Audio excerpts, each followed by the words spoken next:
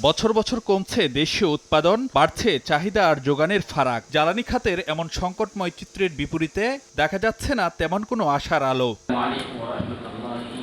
দেশে জ্বালানি নিরাপত্তা নিশ্চিতের চ্যালেঞ্জ ও আগামীর করণীয় বিষয়ে বুধবার এক সেমিনারের আয়োজন করে রাষ্ট্রায়ত্ত তেল গ্যাস প্রতিষ্ঠান পেট্রোবাংলা।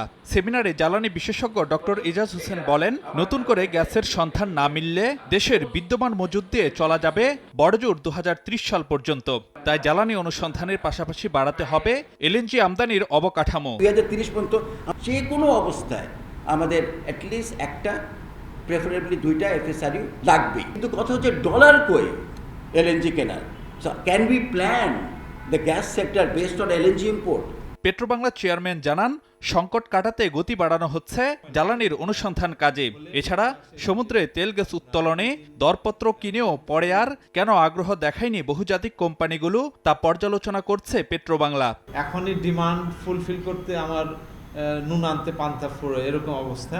সেই ক্ষেত্রে যদি আমাকে নতুন সংযোগের গ্যাস এনশিওর করতে হয়, তাহলে আমাকে কি পরিমাণ সতর্ক হয়ে কাজ করতে হয়। বাপেসকে এই মুহূর্তে সবচাইতে গুরুত্ব দিচ্ছি। আমার বিশ্বাস যে আগামী ডিসেম্বরের মধ্যে দেখবেন যে তারা খুবই বিজি হয়ে যাবে। এলএনজি আমদানির সক্ষমতা বাড়াতে স্থলভাগে টার্মিনাল নির্মাণকে অগ্রাধিকার দিচ্ছে পেট্রোবাংলা। তবে এই কাজ সম্পন্ন করতেও লাগবে অন্তত 5 বছর।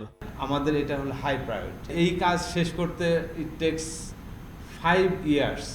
তো তার মানে রাতারাতি কিছু আমরা দেখানোর মতো আমাদের সুযোগ এখানে আমরা পাচ্ছি না, কিন্তু আমরা চাচ্ছি যে এই সময় আমরা স্টার্ট করে দিয়ে যেতে। সিস্টেম লস কমানো, অবৈধ সংযোগ বিচ্ছিন্নেও গ্যাস বিতরণ কোম্পানিগুলো তৎপর বলে জানান পেট্রোবাংলা চেয়ারম্যান। আমরা দেখানোর মতো আমাদের। ফারুক ভিয়া, রবিন, সময় সংবাদ, ঢাকা।